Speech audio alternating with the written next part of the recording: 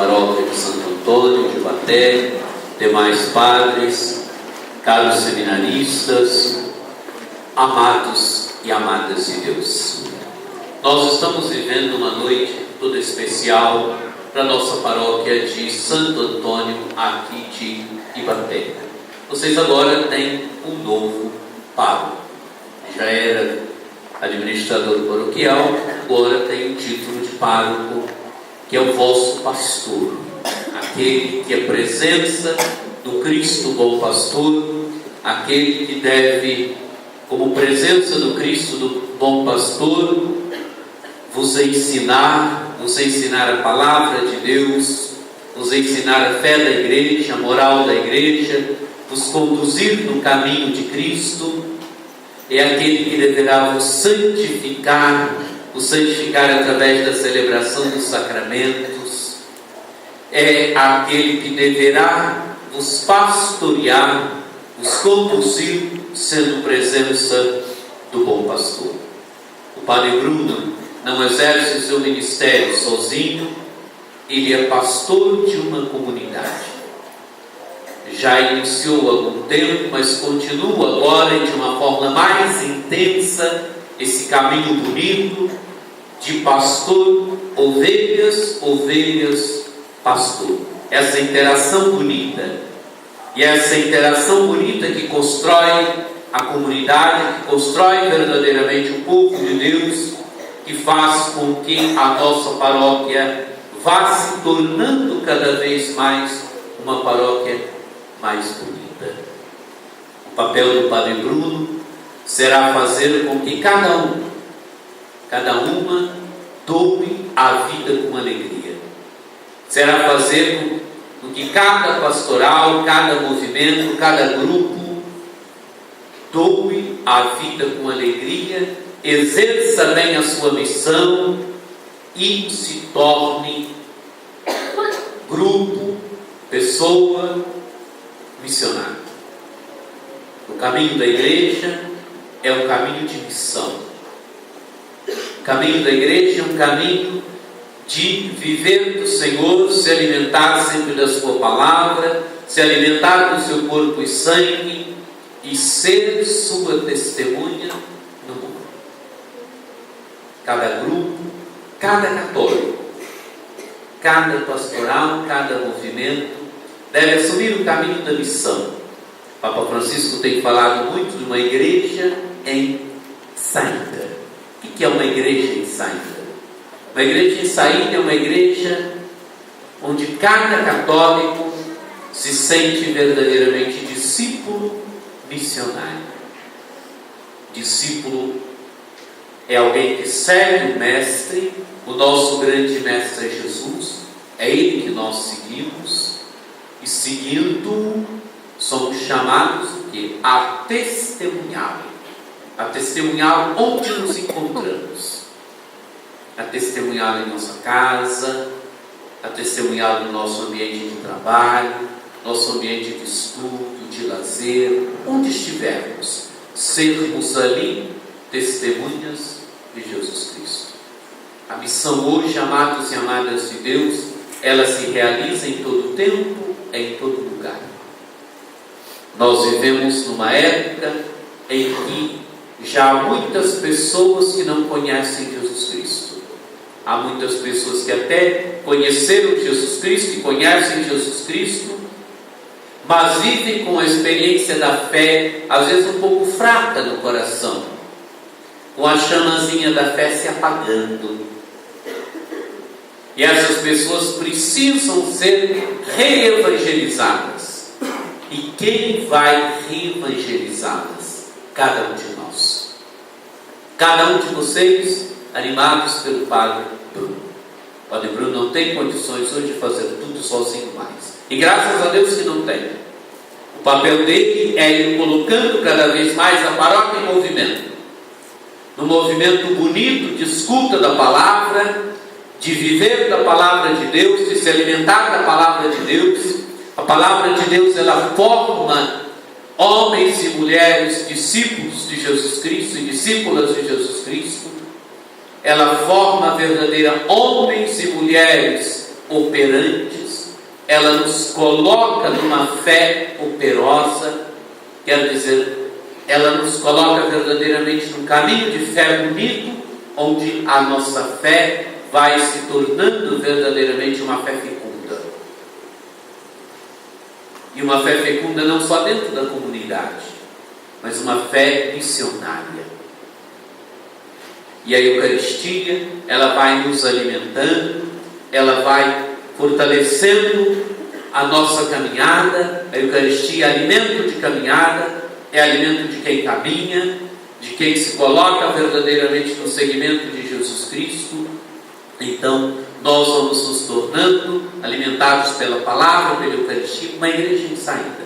Uma igreja onde todo mundo se coloca numa posição de saída, onde todos buscam viver bem na comunidade, testemunhar, celebrar e viver bem a fé em comunidade, mas todo mundo se coloca numa posição de saída, onde cada católico se sente missionário, onde cada pastoral, cada movimento se pergunta o que eu estou fazendo no plano da missão, o que eu estou fazendo no caminho da missão, onde cada um se pergunta: mas o meu grupo já se reúne toda semana, a minha pastoral já se reúne cada semana ou todas as semanas, mas a pergunta que devemos fazer não é só se a minha pastoral, se o meu grupo se reúne, mas o que cada um de nós está fazendo no levar a palavra de Deus, no levar o anúncio de Jesus Cristo a quem ainda não o encontrou. Quer dizer, a quem está lá fora. Dom Paulo, mas a nossa igreja já está cheia. Graças a Deus que está cheia. Mas tem ainda lá fora muita gente que ainda não se encontrou com a mensagem de Jesus Cristo. E não vai se encontrar se nós não nos colocarmos a caminho, se nós não nos tornarmos verdadeiramente discípulos missionários, pastorais e movimentos missionários. E é mais ou menos isso que nós ouvimos no Evangelho. Esse texto bonito, tirado de São Lucas, onde Jesus tinha ido comer à casa de um dos chefes dos fariseus. Se vocês perceberem no início do capítulo, é isso que aconteceu. E Jesus, na casa desse fariseu, ele vai contar diversas parábolas. E uma delas é essa que nós ouvimos. Alguém provoca, não é? Alguém diz que como é bom participar, comer o pão do reino de Deus. E Jesus, então, conta essa parábola. O que Jesus conta? Alguém um senhor que prepara uma grande festa e convida várias pessoas para aquela festa. Aqueles que são os convidados normais. Mas cada um dá uma desculpa. Um comprou umas juntas de boi, deve experimentá-las. Outro vai casar, outro ainda, casou e não pode ir. Cada um dá uma desculpa. E Jesus diz então que o dono da festa, o senhor da festa, manda sair pelas ruas e chamar cegos, coxos, aleijados para participar da festa. Porque a festa está preparada, o banquete está preparado. O que é este banquete? Esse banquete é o reino de Deus. Esse banquete é o grande banquete que Jesus veio trazer para nós, para a humanidade. Esse é o seu grande banquete.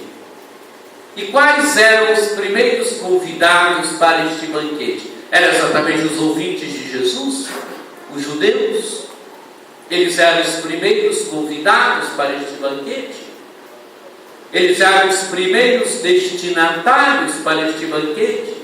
A imagem do banquete, né? E a imagem do banquete que é usada em tantos momentos da Sagrada Escritura, exatamente para designar o reino de Deus, para designar a missão de Jesus, a festa, né? O banquete do reino.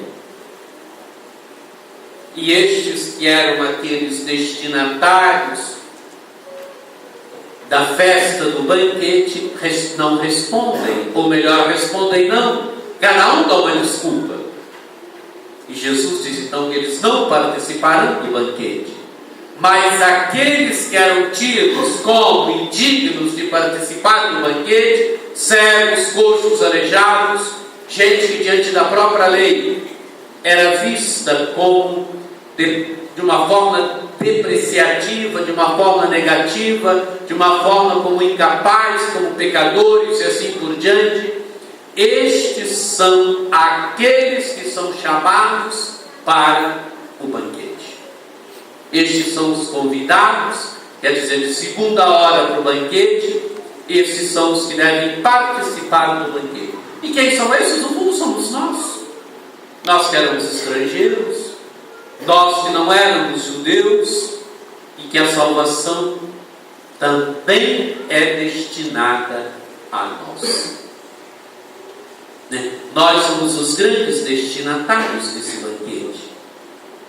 Nós somos esses que somos chamados a comermos deste banquete do reino, desse banquete que Jesus preparou para nós com a sua vida, missão, com a sua morte e ressurreição.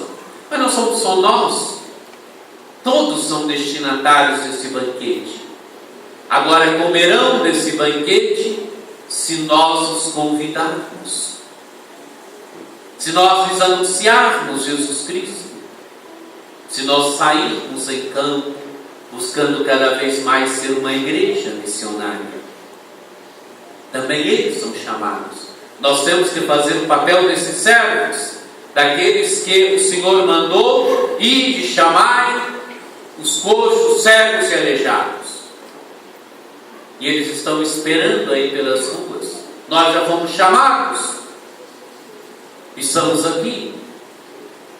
Mas existe tanta gente que também é destinatária deste banquete, dessa festa, e não está aqui. Estará aqui se nós sairmos em campo, se nós nos tornarmos cada vez mais uma igreja discípula, uma igreja missionária, uma igreja, como diz o Papa Francisco, em saída. Na primeira leitura nós ouvimos um belíssimo texto tirado da Epístola de São Paulo aos Filipenses, o capítulo 2 da Epístola aos Filipenses, onde Paulo convida a comunidade de Filipos à humildade. Era uma comunidade muito senhora de si, era uma comunidade, segundo alguns comentadores, onde tinham muitos militares aposentados. Então muita gente senhora de si, muita gente com orgulho alto, elevado. E o que Paulo propõe a esta comunidade? Paulo propõe a humildade.